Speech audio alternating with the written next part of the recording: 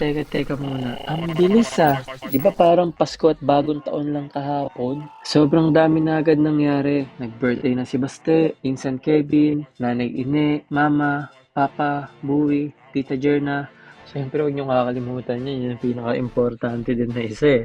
June 13, pare. At advance happy birthday sa mga parating na birthday nyo.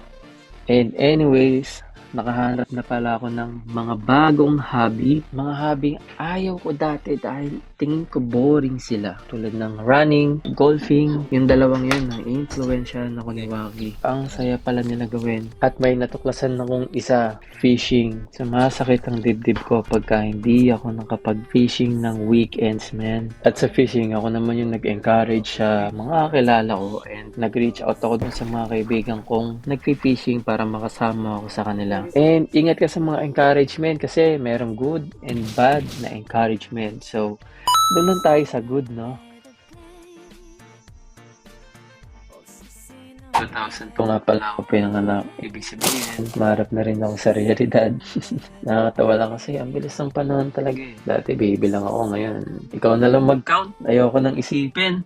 Anyways, dati tingin ko sa buhay kung sino yung pinakamaraming pera, siya yung panalo sa buhay eh. And then, nung nagkaroon ako ng opportunity, pare, hindi ako nagpahinga. Halos sinabol ko yung pera. Walang day off. Nagdulot lang siya ng pagod. Puyat, hindi ako nakadalo sa mga family and friends na bonding. Hindi masaya ang buhay kasi hindi ako nakasama. Pero maniwala ka man sa akin, hindi. Ilang beses ako nagpunta ng ospital. Kasi feeling ko, hindi na ako okay eh.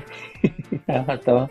One time nga, 3 ospital yung pinuntahan ko sa isang araw. Alam mo yung pinakamalapit doon? Dinala ko yung sarili ko sa ospital, pare. Wala akong kasama eh. Siyempre, busy din yung iba eh. Pero, God is good. Okay na ako ngayon. First time ko kasi nag-twitch yung mata ko noon. Putik, nakita ko yung doktor pre, nag-twitch din yung mata niya. Gusto ko na sana siyang tanungin eh, Dok, stress ka din ba? Pero sabi ng doktor, okay lang tayo, pagod lang, pahinga lang tayo. Yun lang yung sabi sa atin. And nag-blood test natin is completely fine, man. Overthink lang. Ganun yung nangyayari sa overthink. Doon ko nalaman na nag-exist yung overthink at mental health. Doon ko nalaman yun. So, anong solusyon? Pahinga. Alin? Yung katawan at isipan. Suggest ko, pre, kain ka ng tama. Bahala ka. Pag binigyan ka ng manok, kaso ni San Pedro, bahala ka dyan.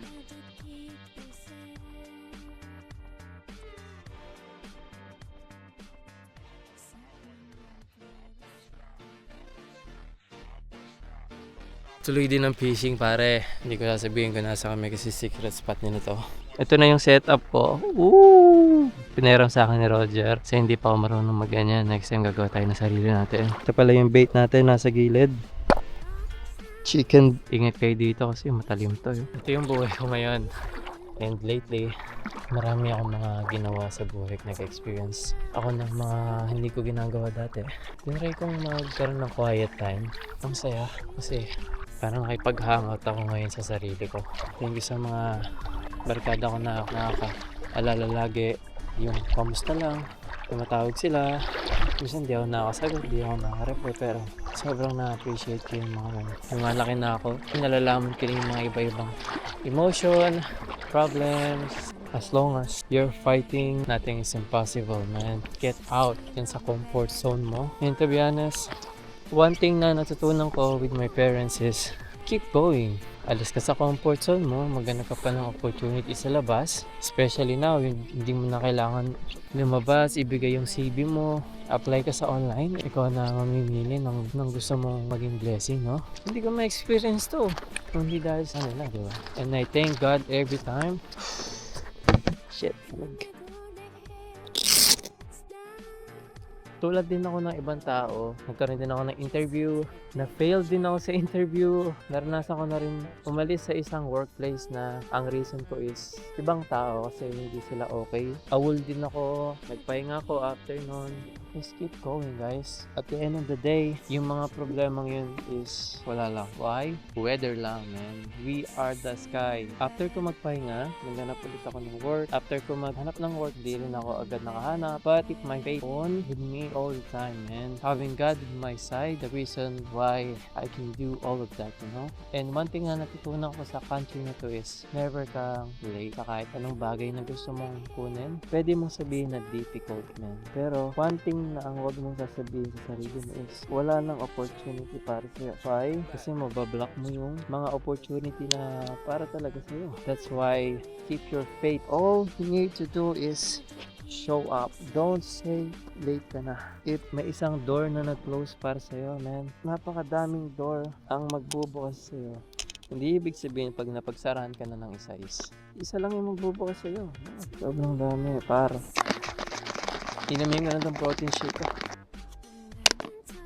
Okay, let's go.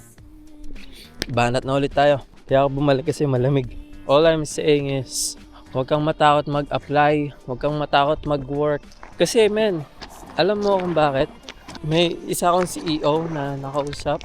Nag-work siya bilang yung nagdi-deliver ng mga mailbox boy, kumbaga. Yun yung mga nagdi-deliver ng ganun. Tapos, nag-work pa daw siya during Christmas Eve and New Year's Eve, man. Diba? Ang point ko is, simula ka sa isang job pero tingin mo is hindi siya okay, mababa yung sweldo, it's fine. Gawin mo siya ng gawin until may mahanap ka ulit na malaking opportunity. Jump ka doon, repeat. Pag may capital ka na, figure out mo kung gusto mo mag-business. Do it. Hindi mo alam. Mangingisda ka na din tulad ko. If ever na sagad kang point ka ng buhay, huwag mo iniisip na ikaw lang yung nakaka-experience ng hirap ng buhay. And do everything in love, man. Hindi mo alam yung nakikita mo is hindi pala yun yung nakikita mo. What I mean is, you see me or someone else fishing, they're just enjoying their life, you know? Experience, friends, sharing knowledge. And it's really good to communicate with good intentions, man. Kailangan malakas din yung katawan niyo dito. Yeah.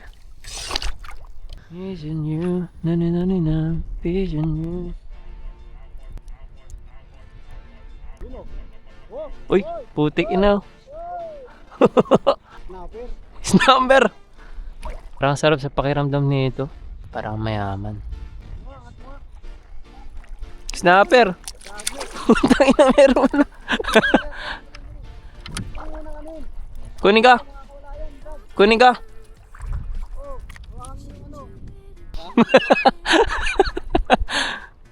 Pre, try lang natin yung AI Pagod na talaga eh. Pero yung kabila ako ulit yun sa kabila. Running isn't just about running, even when progress feels slow. It's about building a stronger body, a stronger mind, and the discipline to keep moving forward. Golf isn't just about hitting a ball. It teaches technique, discipline, and the value of continuous improvement. Fishing isn't just about catching fish. It teaches patience. Sometimes a fish bites right away, but most of the time, you have to wait. Life is the same way. You don't plant a seed at night and harvest apples the next morning. All of these activities teach focus, patience, and concentration. Most importantly, they remind us to do things one step at a time. You can run, you can play golf, and you can fish, but you can't do them all at once. Progress in life works the same way. Focus on one thing, give it your best effort, and trust the process. Ako na ulit to, para pinasingit ko lang si Bill Gates.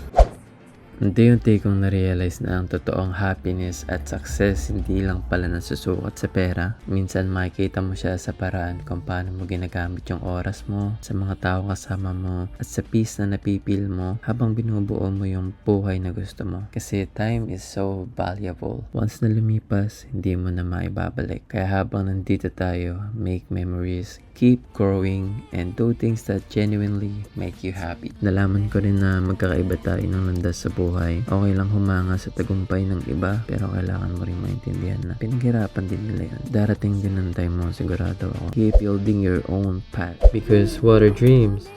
If you just keep dreaming and never pursue them, you have to make it real.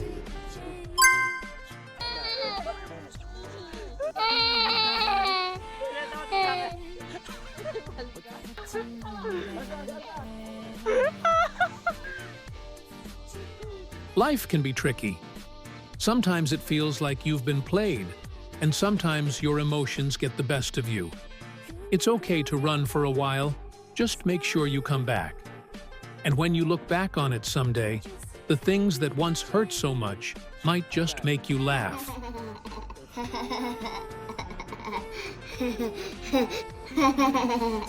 If you want something, go for it just like this little one did. Hi, Mommy. Let's copy boat.